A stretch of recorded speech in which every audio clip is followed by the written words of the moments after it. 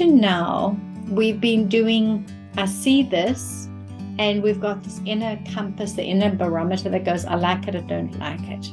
So that discernment has been helping us to sort through the pile of garbage and make these choices about who we are and how we operate and how we think and feel. So we've had this happening and that happening, and we are the one holding consciousness of what is happening around us. And when we're looking at it, our being has got to go, is this for me or is it not for me? Is this something I can trust or relate to or not? And we've been doing the sorting, the sifting. We can imagine that if we were mining for gold, we had that big sieve, that first big sieve, we'd find the big rocks, and we would slowly work down to the smaller, finer mesh sieve. But in that process of refining and distilling, refining and distilling, this is where something amazing starts to happen. That when we get to the finer sorting, something else can come in, something incredible. So the first sieve, if we could imagine it like that, is going to let us know I like it or I don't like it. It's this yin and yang, black and white. And it is very evidential. And we can find all the evidence for what this is and what that is. And so we can keep looking at it. But the next one, the next layer down, the next filtering system is we must look at what it is. Not just say, I don't like this behavior. We must be like we've just did now.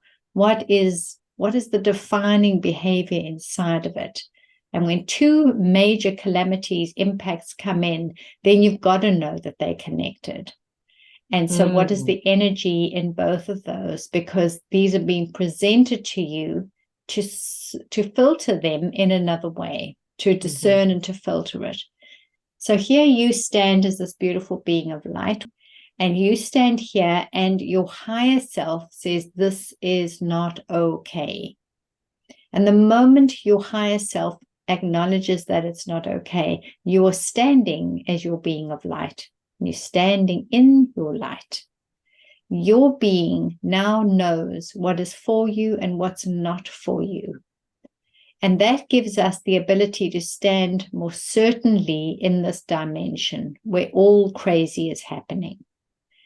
We've got a clear picture and we see ourselves anchoring that awareness. This is for me and that's not for me.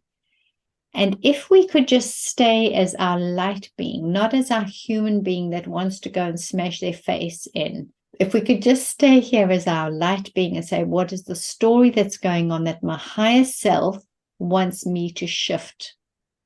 There is something my higher self wants me as a light being to shift, because this story is not a new story. This is a story that has belonged through all time. And we're getting an opportunity in this experience, in these experiences, to see what the impact is of this and to see how destructive and how awful it is. We see it, we know it, we acknowledge it, and we continue to stand here as our light being. When we see what the pain point is, if we could go first to healing that, it would be so incredible. Because when we play the back and forth, lawyers, letters, this, that game, we're playing in that game and we continually activate the energy of that game.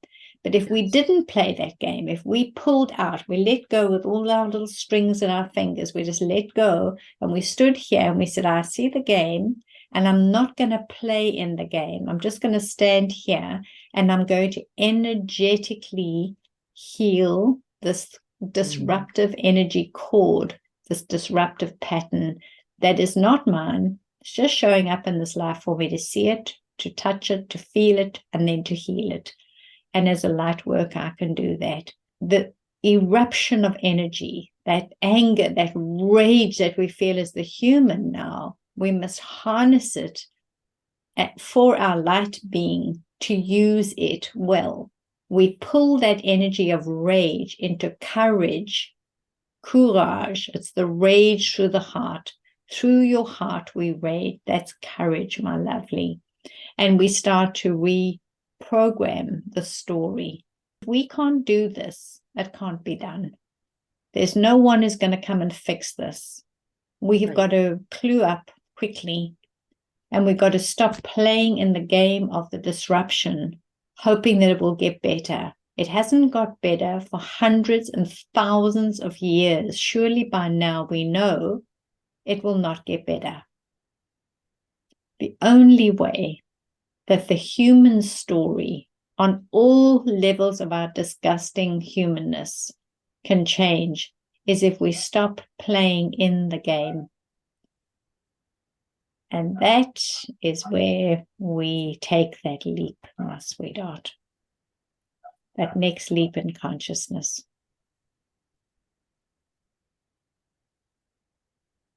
It's a wonderful time for us to see everything again and to start to say, well, okay, so what is showing up? What am I seeing? And then step up into your light being, even though your human being is enraged.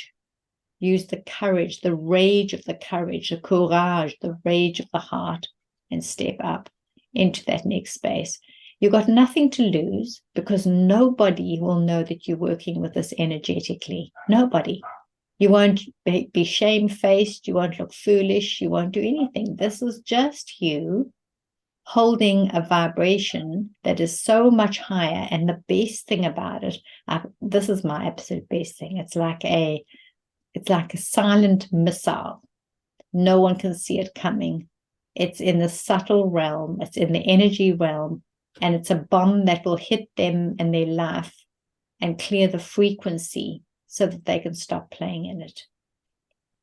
So when someone is in massive wound and grief and they don't know what to do with it and it's overwhelming, it's too much for them, it's confusing, their very first human instinct is to protect and to push away. So you're going to have that push away energy, defend, deflect, deny, distract, detach, destroy. All those DDD words. It's a pushing away.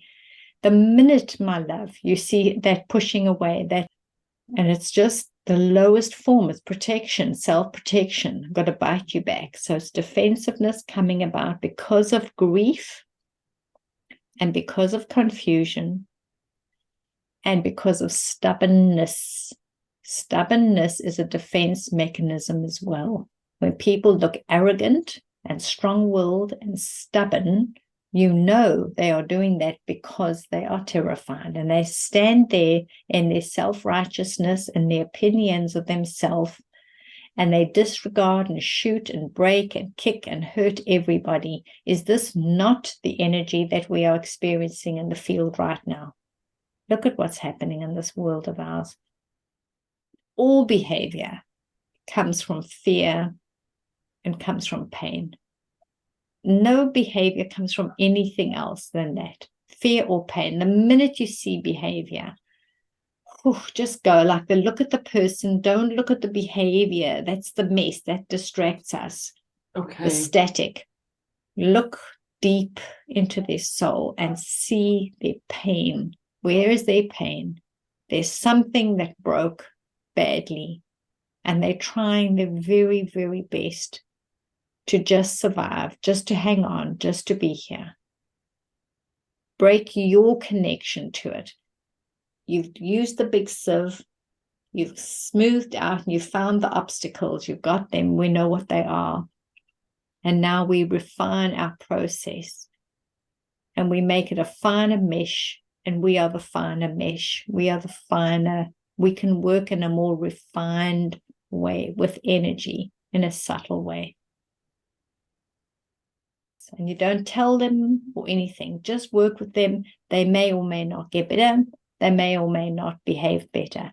But we do the work because they showed us, and we do the work not for them. It might go to them, it might not.